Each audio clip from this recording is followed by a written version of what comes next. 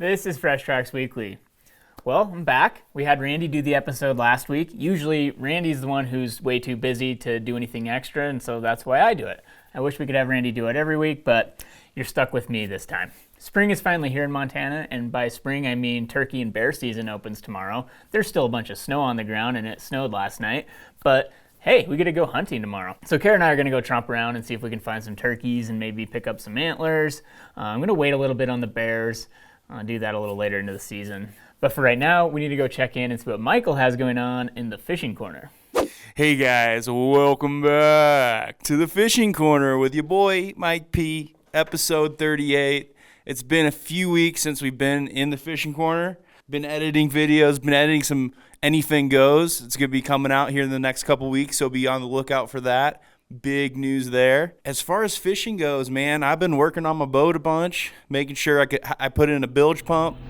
I installed a new depth finder with side imaging, and really got after it last weekend. Took a day off on Friday and went to a really cool area of Montana. Did some walleye fishing.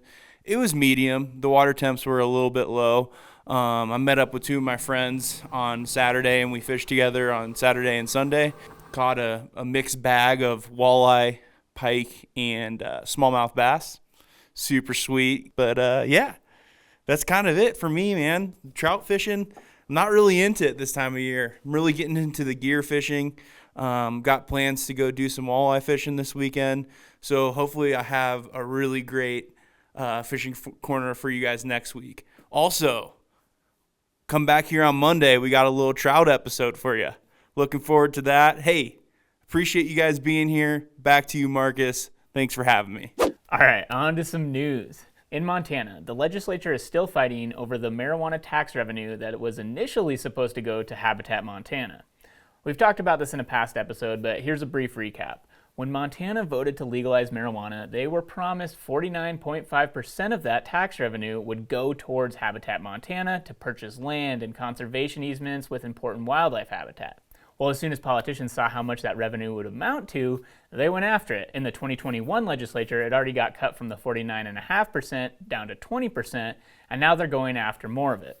So during this session, there were multiple bills that were trying to divert funding from the Habitat Montana, amongst the other things that this tax revenue is going towards. But now we're down to just two bills that are going to impact this marijuana tax revenue, at least. So HB 669 would remove a lot of the funding for Habitat Montana, amongst other things, and divert most of it to the general fund. And the other bill is HB 442, which has become somewhat of the compromise bill. This bill maintains funding for Habitat Montana, but through a newly formed legacy account, which from what I understand will be able to fund both Habitat Montana in addition to the Wildlife Habitat Improvement Program. So 442 would also put money towards county road maintenance, Governor Gianforte's Heart Fund, veterans, state parks, the non-game program, recreational facilities, along with a big chunk still going to the general fund. Basically, with HB 442, everyone gets a little piece of the pie. Both of these bills are competing and continue to move forward, so we'll have to see what happens. There will likely be some sort of conference where they either combine the bills or compromise further, and they'll have one that they push forward.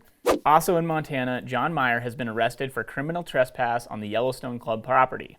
To be clear, this is John Meyer, the attorney, not John Mayer, the musician. The Yellowstone Club is an exclusive private club near Big Sky Ski Resort for the ultra-wealthy. It's basically one of those things that if you have to ask how much it costs to be in the club, you can't afford it. It consists of luxury condos, houses, a golf course, and private ski lifts. Anyway, John Meyer is the founder of Cottonwood Law Firm, which is a firm that primarily utilizes the Equal Access to Justice Act to sue government agencies for failing to follow their own rules.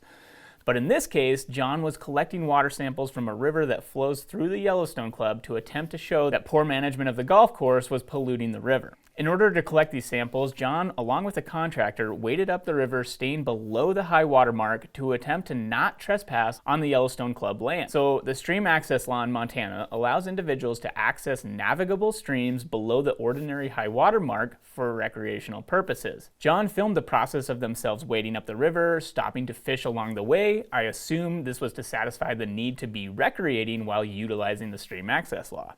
Again, I am making an assumption here, but I'm guessing the decision to move forward with charging John for trespass was that John's intent was not recreation and his intent was to collect the water samples. I'm very curious to see how this shakes out, because Montanans generally get very fired up when anything threatens our stream access laws. But I also wouldn't doubt that there is way more to the story on both sides that the public is unaware about. We've talked in the past about wildlife crossings over roadways and how last year's infrastructure bill will allocate significant funding towards wildlife crossings, which is awesome. But recently, scrolling through Hunt Talk, I noticed that someone posted a link to a short film that has been the best overview of wildlife crossings that I've ever seen. The film is actually 3 years old, but it was too good not to share. The opening line is pretty good. Quote, "We spend $8 billion a year running over wildlife. If you took a fraction of that $8 billion and you invested into crossing structures, this problem would be solved in a generation." In this film, they've looked at the economics of the situation and have shown that in the high priority areas, you're actually saving taxpayer dollars by installing these crossings when you factor in the amount of vehicle strikes and human injury that occur from hitting deer. Not only that, but they're reconnecting habitat and migration corridors and reducing wildlife mortality. It's really a win-win situation. I've now been able to see some of these crossings firsthand in Nevada, Montana, and Wyoming, and it's pretty impressive how well they work. Numerous studies have shown that when they're built right, these crossings are well used by multiple species of wildlife. A lot of states now have plans in place, starting with high priority zones to build more of these structures. Anyway, it's super cool to see all of this finally coming together. I'll put a link to the film in the video description. I highly suggest checking it out. In North Dakota, a bill has been stopped that would have prohibited wildlife officials from banning big game baiting. Currently in the state, baiting is prohibited on public land but is allowed on private land, except if that unit is within 25 miles of a confirmed case of chronic wasting disease. It is widely considered best practice to restrict baiting to mitigate the spread of CWD, as baiting congregates deer into close proximity, increasing disease transmission. Also, as I mentioned in a previous episode, a recent study showed that the physical materials that feeders are made of appear to hold on to these CWD prions for a longer period of time. So this bill would have stripped North Dakota Game and Fish Department's ability to decide whether or not baiting should be allowed, essentially allowing baiting to be legal everywhere. Proponents of the bill claim that restricting the use of bait makes the probability of successfully harvesting a deer much lower, and that bait is a tool to help new and young hunters by drawing in the animals closer. They also claim that many hunters do not have access to good deer habitat, so they need the bait to attract the deer. And also a big part of it is that people just don't like the government telling them what they can and can't do on their own land. But the science seems pretty clear, however, that baiting and congregating deer will increase the spread of CWD, and opponents made that point loud and clear. So for now, that bill is dead, and North Dakota Game and Fish maintains the ability to restrict baiting where they see fit. Speaking of deer, Jim Heffelfinger and Paul Krausman have just finished up editing a book that will be the Blacktail and Mule Deer Bible for years to come. Jim chairs the Mule Deer Working Group for the Western Association of Fish and Wildlife Agencies, which is a collective of knowledge of anywhere in North America that has mule deer. The Mule Deer Working Group is up to date on all of the newest research and the status of herds across the entirety of their range, and they've been able to identify the greatest threats, gaps in knowledge, and what we need to focus on moving forward. But this book will be the resource for everything mule deer for quite a while. You can get it on discount right now if you pre-order it, or you can also request your local library pick up a copy. I'll put a link in the video description where you can check it out. This book also inspired this week's Deeper Dive, where we discuss what is killing all of the mule deer. Do a little clappy clap. Welcome back to Fresh Tracks Weekly. Gotta have like the intro voice, the radio announcer voice. Okay, so this one's about what's killing all the mule deer. Lead poisoning. Lead poisoning. Well, Wolves. I mean, I think mule deer have seen like range-wide declines in recent times, and I feel like a lot of people like to associate it with one thing or the other. Yep. But oftentimes it's not just one thing. Right. It's not just the wolves. It's Come on. it's all the wolves. Marcus, we this is a complicated problem. We need to be Americans here and give it a really simple, easy answer. Let's start off with Michael. What do you think is killing all of the mule deer? I definitely think it's hunters in the rut with rifles and mule deer. I'm sorry, not mule deer. Wolves. Wolves. For sure. Yeah. It's all those running bucks fighting. I'm excited to get a little bit educated on this today because I don't know a whole lot about it. Like, in all seriousness, I'd say what kills deer the most? Wolves. And probably the ability to hunt them in their dumbest stage of life, or not stage of life, but stage of the year, when they're rutting. Yeah. Jace, what do you Yeah, think? I would say I am also interested to hear, I guess, what you have to offer and what research you found out, because I don't know too much. But if I were to throw out some educated guesses on my end, I'd maybe say habitat, and maybe diseases, natural diseases of some sort, and yeah, just like mule deer and the winter. Yeah. Those are my guesses. Randy, what's killing all the deer? I don't really know. I read a lot of stuff, and see, I'm grayer than all you guys combined, so I can go back to the 1980s when I was going to college in Nevada, and they had 265,000 mule deer, and it was a really wet cycle during the mid 80s and late 80s, and now they have about 90,000 mule deer. And I get to go back there every once in a while, and you get these screenshots that are not just like this gradual day-by-day change. It's like, oh, I haven't been here for 22 years. Oh, my gosh, what happened to all the habitat? So I'm going with weather patterns, secondarily, primarily habitat. Yeah, and I think that the real answer is nobody knows, and it's not just one thing. But, I mean, there's a lot of people looking into it, and that's what, as I mentioned, Jim had the new book. Jim Heffelfinger has it's not, I shouldn't say it's his book. It is a conglomerate of a lot of different authors of basically the new mule deer. It'll be the mule deer guidebook for years to come. The Bible. Yeah, but it's also, so blacktail and mule deer, they're both members of the mule deer family. But anyway, so same Jim Heffelfinger also chairs the mule deer working group for WAFWA, the Western Association of Fish and Wildlife Agencies.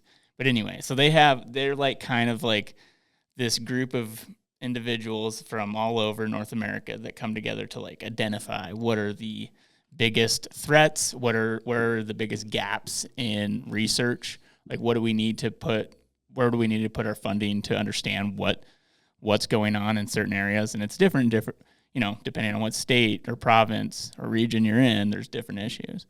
And unfortunately, there's no simple answer. It's a lot of different things. And these aren't just individuals who get together. These are like the big brain people of the deer world. Yeah, exactly. This is the who's who. So at our office, we have the Pronghorn Bible, because I just ordered that the day that pre-orders came available. It said it shipped today.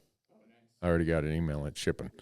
So that'll be required reading for everybody to retain employment here. What's the name of that one? Just curious. Is it like... It's probably another one like Black-tailed Deer Ecology or something. Yeah, okay. They all say and ecology. What about Jim's book? Are we going to link it in the description? Yeah, and it's on pre-order right now. Okay. So you can get it for a discount. Yeah. So... get $28 off or something right now. 28%. Oh, is that what it was? Okay. Jim and his comrades love deer. That's all I know. Mm-hmm. Indeed. Yeah. Very good at it. But anyway, so yeah, I don't know. I don't even know how to prioritize. They do have on the Mule Deer Working Group website, they do have resource priorities, which aren't necessarily like the leading things that are causing the death of mule deer or causing the declines, but it is like, here are gaps that we need to figure out, like with our research.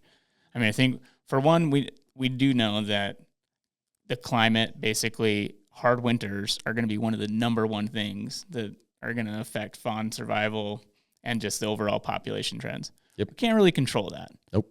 Well, you can control to some degree the consequences or the outcomes from hard winters, because that book, every study you've ever read going back to when any of us were in grade school, says that the higher the quality of the habitat, the more resilient and responsive ungulates, deer, whatever, are to two things: weather events like hard winters or drought, and predation.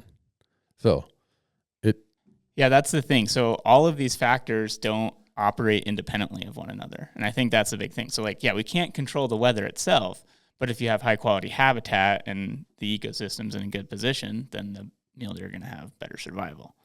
So, but it's interesting. So right now, this one was interesting to me. The number one research priority actually is the impacts of energy development, which I think it's just probably there's just some unknown information there. Yeah, I think the horse is a little bit out of the barn on that one. We should have been, unfortunately, should have been doing that out on the Pinedale Anticline back in the, 17, 18 years ago when they were developing those oil fields. But, I mean, we all need energy. So I think their point is, if we need energy, how do we do it in a way that is most responsible to the cause of mule deer or other wildlife?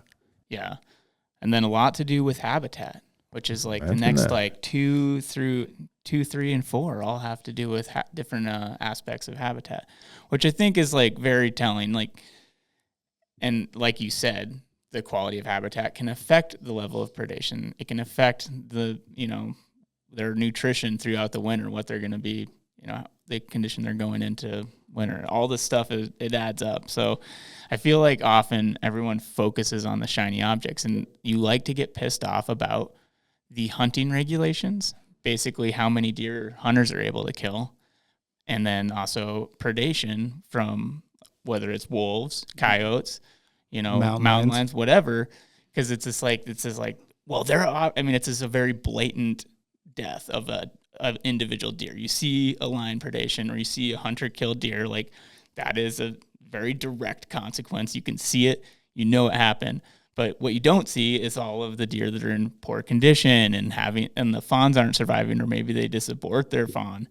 There's just all of these other factors that are less obvious that are really driving the populations. And not to say that, obviously hunting and predation have an impact.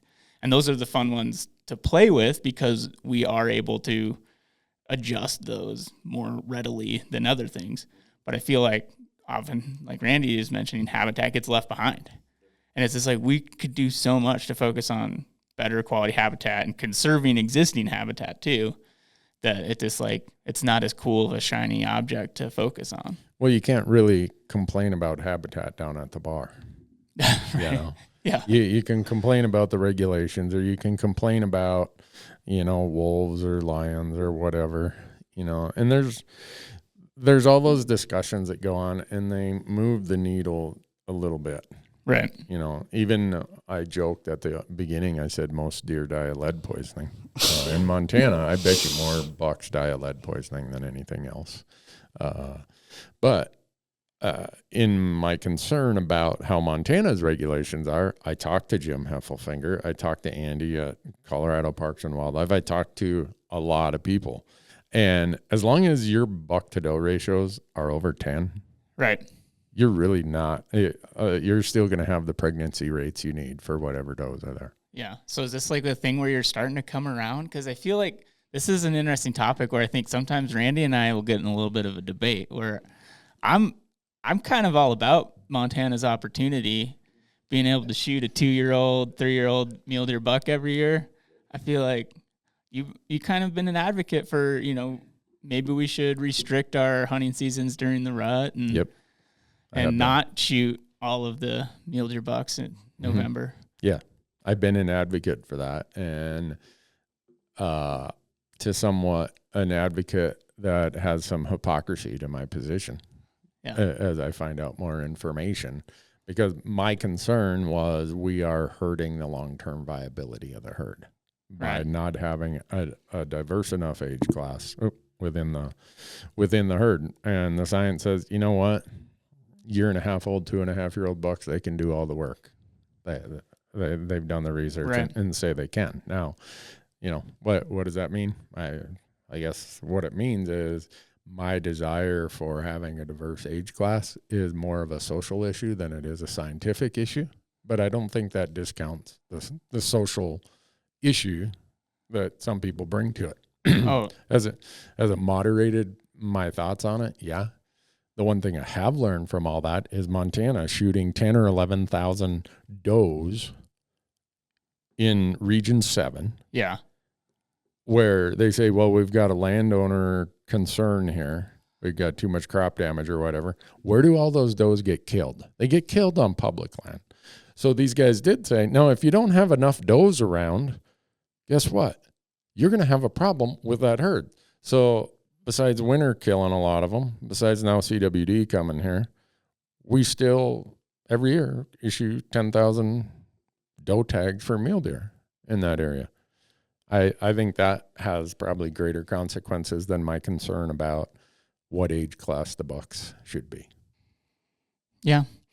I don't know, this is a really fun one for me. I want to do like I don't know. I guess one example of how fired up people are. If you go to the Hunt Talk forum, which I feel like is this like interesting subset of hunters also. It's definitely a subset, and it's definitely an interesting subset. But they're passionate, and like especially totally. I feel like there's like there's like multiple forums on mule deer in Montana. And I feel like if I went on there and I'm like, heck yeah, let's go shoot all 2-year-old bucks, like I feel like I would get torn to pieces. Because like most of the vocal like people are want to see diverse age classes of this group of people. And so I don't know, it's just a fun one for me. But like you bring up an interesting point with the does, but at the same time, you talk about killing all of the doe mule deer in eastern Montana, yet eastern Montana is still one of the like most productive zones. And that's also brings into the fact the land ownership patterns where you have private landowners that are conserving or, restricting access and therefore limiting harvest in that respect. So it's like hard to, suss out exactly what's going on. But again, I think so many of these regulations we attribute them to affecting the population when I think mostly what they're affecting is hunter satisfaction. And so I agree with you that I think by killing a ton of deer on public land, we are making it a less enjoyable experience for a lot of hunters that might be hunting Region 7. But in the scheme of the actual population, I feel like hunters aren't really impacting it that much. No, like the age class, yes, sure. Right. But as far as like the total population, there's just so many other factors that are a bigger player than what we shoot. So what I would ask Montana mule deer managers then is why, when other states have drought, do they reduce tag numbers, especially antlerless doe tag numbers? And when it responds with moisture, why do they increase that? Other states, the doe tags are what fluctuate a lot. I can guarantee you that when the season settings finalize here this spring, I'd be willing to bet each of you $100 that we still issue 10,000 doe tags in eastern Montana. It's hunter satisfaction. That's all it is. And Montana doesn't cater as much to hunter satisfaction as other states. That's Correct. my theory. No, but my point is, all right, we came out of a drought 2018, 19, 20, 21, and they told us our numbers are down 40% in that area. Now we get a really, really hard winter. So I'm probably more in your camp about the age class of bucks necessary for herd health. I am still firmly planted that in the areas that we're talking about for accessible mule deer, you can't be shooting the hell out of the does the way we do and expect the populations to rebound the way that they did. Yeah, I don't know. Look at Region 3. When I moved here, this place was a mule deer mecca around Bozeman. Bozeman, the Gallatin County, Park County, Madison County. Now, you're lucky if you go out to those places and you see a 4-point buck in a week of hunting. Yeah. And I'm sure there's a ton of factors that are playing into that. It's probably mostly habitat, the succession of the forest, whatever. Well, then so we do have some limited entry permits in Southwest Montana. Right. And the numbers in those areas haven't responded positively either. Exactly. So even like highly restricted units where you aren't harvesting a bunch of bucks or does even. There's like very limited doe harvest and buck harvest in some of these districts, and yet they still have seen declines. Right. So that's the head scratcher. We don't know. I mean, that's like the big question. But it's just like, if it's the same product, I think some managers, and I've argued with them too, because it's just like, I do like having a little bit of a more restricted area occasionally for trophy hunting, essentially. I like to try to shoot mature bucks. So that's just like my own greedy thing. But in terms of like the actual overall herd health, it is a really interesting thing to look at because, yeah, super restricted areas haven't necessarily, and they aren't even producing giant bucks either. That's the thing. Like, you can restrict the harvest way down, like a fraction of the percent of total hunters and total buck harvest, and yet, for whatever reason, they're just not. There's not very many, and there's not big bucks. So there's other factors that are so much bigger than what we as hunters do.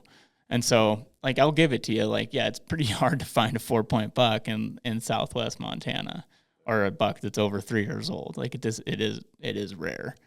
But I think that, again, we focus too much on the shiny object, and we blame FWP for for allowing us to shoot bucks during the rut, when it's like, guys, there's something else going on.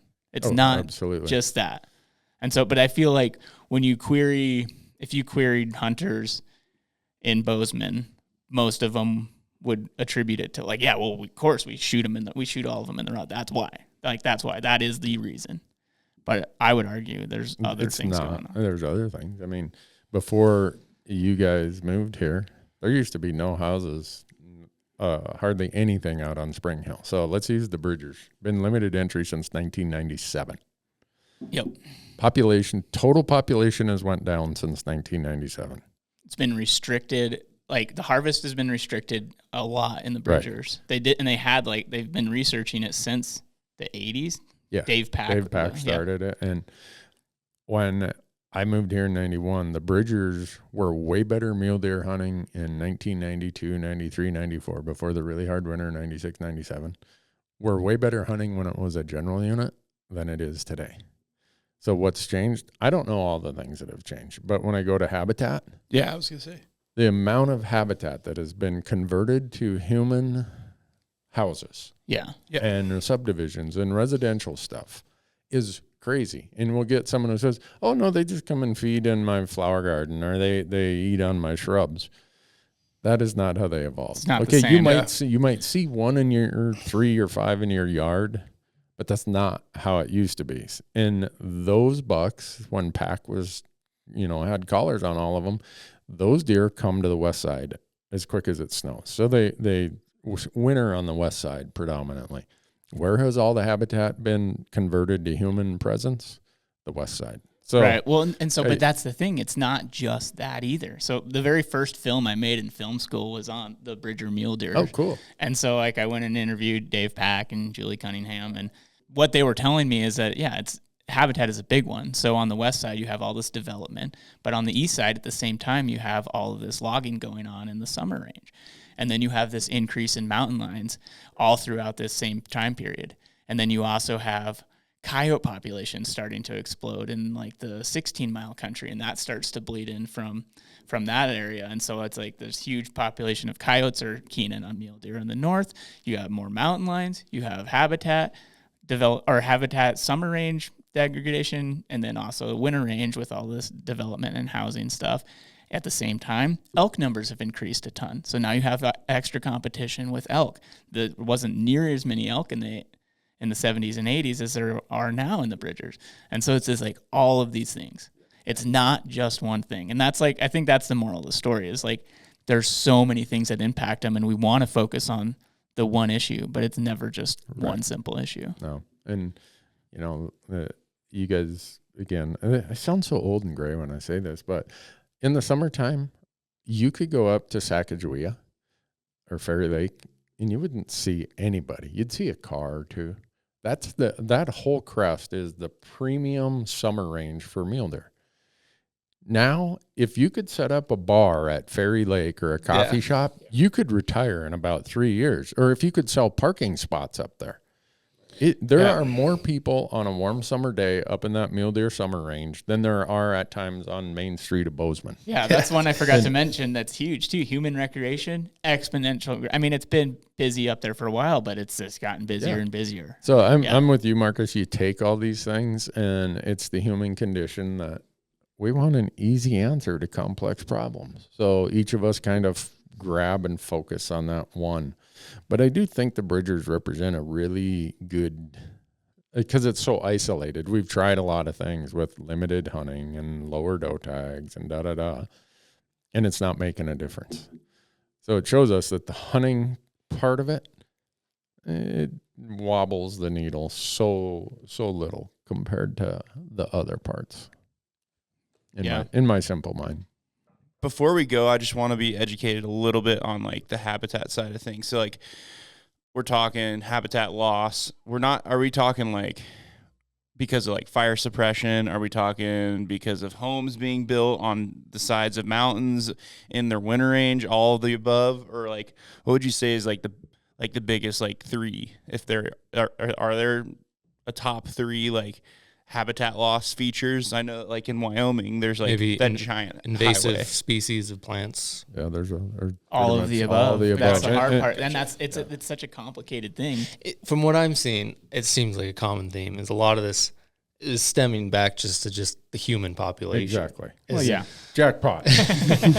I mean, the invasive species, who brought that? That would be us. Who the infringing on their wintering grounds with homes, that's us. Recreation, I mean, I know there's a lot of other natural factors too, but I think from what I'm gathering from this conversation, it seems like us as the human population are really a big factor. Yeah. In all the variables.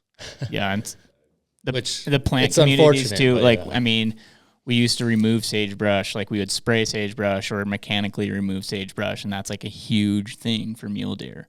And then also just like overgrazing from cattle cattle grazing. Like, they key in on bitterbrush, which is another like really important wintering plant for mule deer. And then you have mahogany, which is another one that we've seen declines in, and this like all sorts of different plants that we've lost through various means, whether it's we sprayed them, the cattle ate them, like you said, fire suppression by allowing like conifer encroachment and taking over winter range. And when do we have fire suppression?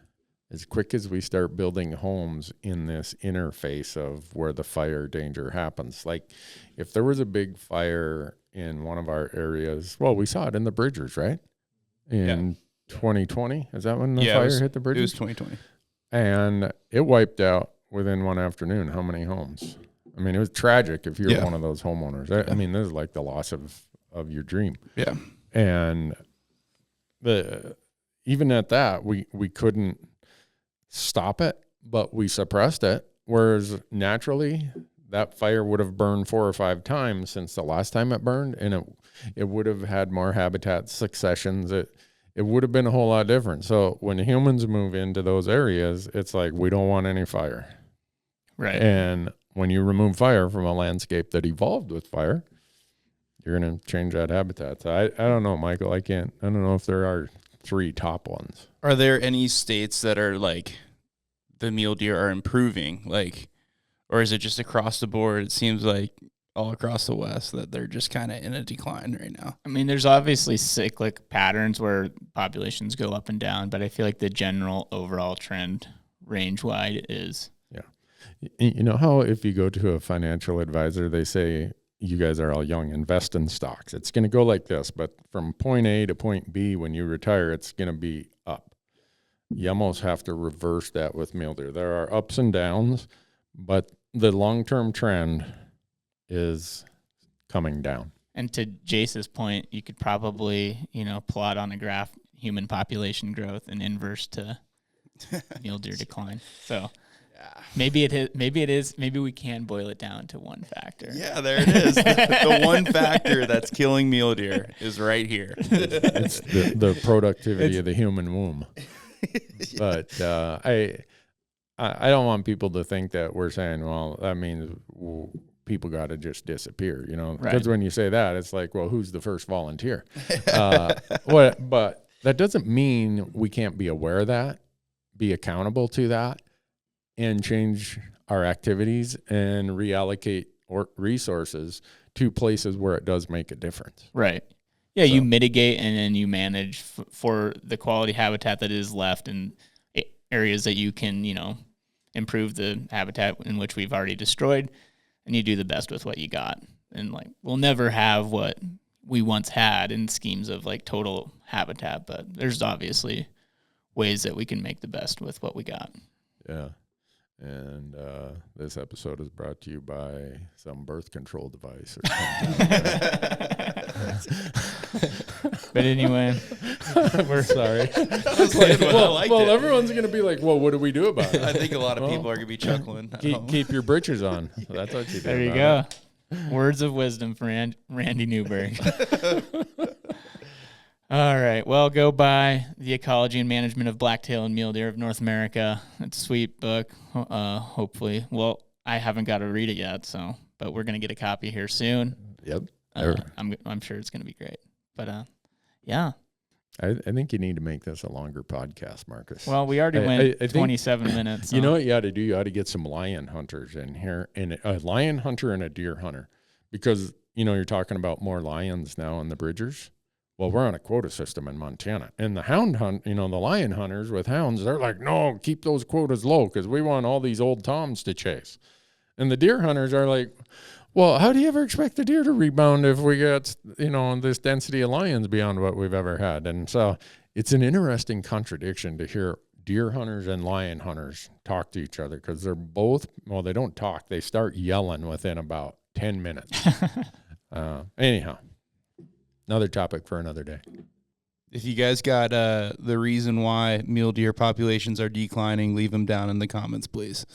Yes. All right. We'll wrap it up. Thanks, guys.